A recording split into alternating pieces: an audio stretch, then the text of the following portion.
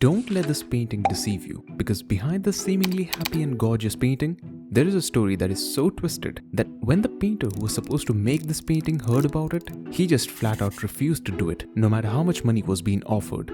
Not only that, but the painter who created this painting made one small change, and it became one of the most controversial paintings of its time.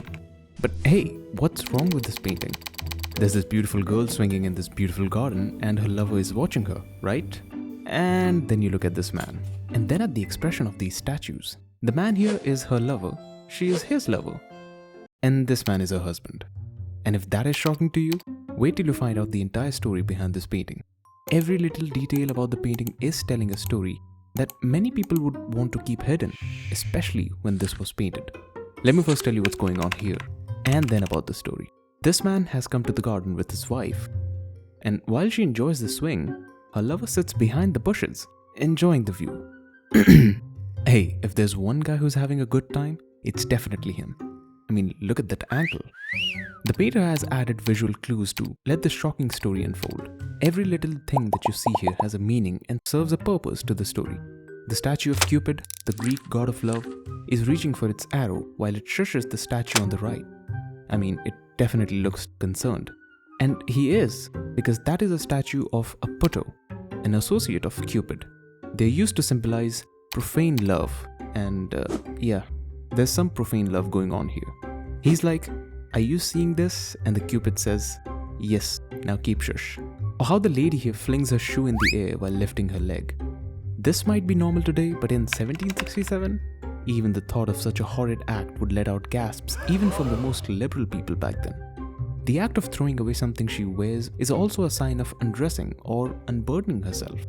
The painter Jean-Honore Fragonard understood the job very well and showed how much hidden metaphors can be fit in a small painting. Like, notice how the brightest part of this painting is the woman, the star of the show.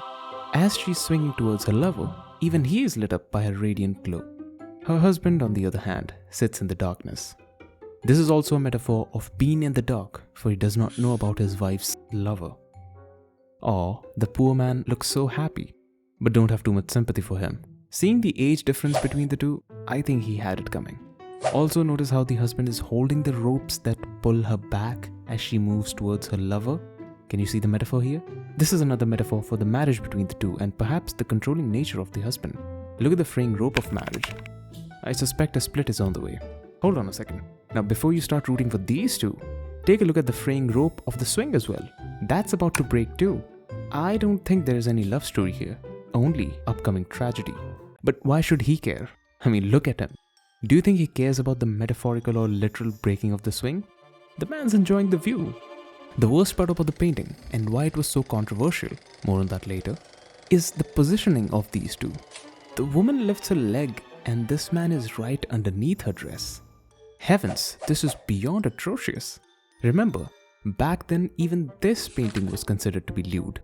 Why? Well, you can see her ankle and her smile appears to be flirtatious. Yeah, imagine someone who found this painting lewd seeing this on the wall. Now, if you divide the painting into two equal parts, you can see one side being happy and bright, while the other side being grave and dark. The background is an astoundingly detailed garden that Fragonard made with a large cup of patience. Look at those leaves of those trees in the back that almost look black. I mean, he didn't have to go this hard on the details. The artist has managed to show the grand scale of the garden brilliantly. Another interesting metaphor is the hat this lady is wearing. She's wearing a hat called the Berger hat. I'm sorry if I pronounced that wrong. The literal translation of this French word means shepherdess hat. So the lady here is the shepherd. I wonder where her sheep are. Now that we are done with the elements of the painting, how about we move to the history of it? Trust me, the story behind the painting is just as interesting as the scene. It was sometime around 1767 when one of the gentlemen of the court came discreetly, not to Fragonard but another painter named Gabriel Francois Doin. Now, Doin was one of the big shot artists and his paintings were mostly like this. So imagine the anger Doin felt when he was insulted with such a base request. He rejected this vulgar painting at once. So our gentleman, who by that day's standards was not really a gentleman, was then asked to contact Fragonard, Upon hearing the request and a lot of money, Fragonard accepted it. But he made a little change, which made a big change in how the painting is seen today. Our gentleman, whose name was... I'm not gonna even try, had asked Fragonard to put him in the painting, his mistress in the swing, and then just make a bishop stand here, holding the ropes. Had Fragonard done exactly what was asked, the meaning of this painting would have been completely different. With the bishop holding the ropes, the meaning would have pointed more towards the action of this lady who's held back by the values of her religion or something along the lines. But Fragonard pulled a sneaky one. He put a regular old man here. This led people to assume that the man here is her husband. He's completely unaware about her wife's wild activities. Get it? Because she's doing all of this in a garden? I know, I'm sorry. With just a change of clothes, this painting becomes something about a love triangle, and to be honest, it's more interesting. Fragonard knew what he was doing. He had previously made paintings that looked similar to this scene, but none was so controversial or provocative. In fact, the swing became his most famous piece of artwork. And it was not even made for exhibitions.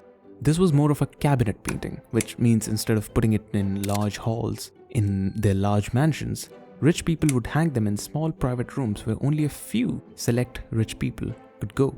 Consider the size of this painting.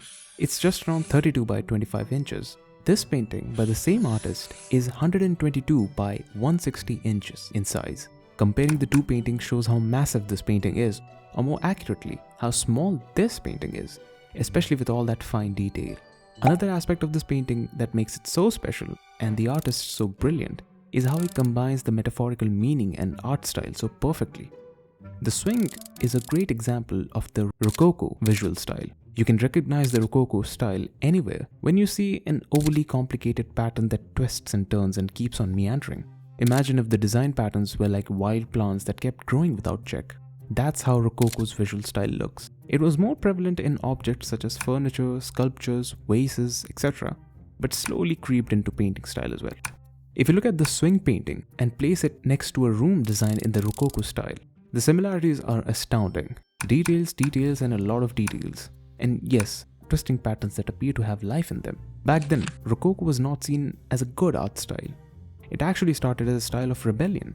It is also considered as the final expression of the famous Baroque art movement. As a result, many artists who held dogma dearer than her paintbrushes considered Rococo art style to be superficial, outrageous, and even degenerate. And Fragonard used this art style that was considered outrageous and degenerate to make a painting that shows a scene which was definitely considered outrageous and degenerate at that time. Talk about pranking people, right? The painting's official title is The Happy Accidents of the Swing. And I can see happiness and definitely some accidents that are about to happen. This painting became so popular, which it wasn't supposed to be, by the way, that Nicolas de Launay, a famous engraver of that time, created an etching and engraving of this painting. So are you guys feeling scandalized after seeing this provocative painting? Let me know your thoughts about it, especially about the three people here. The discussion of the painting should not be limited to just me talking about it, right? And if you like the video, consider painting the like button red. And subscribe if you like seeing videos like this. As always, till we meet next time, have a great day ahead.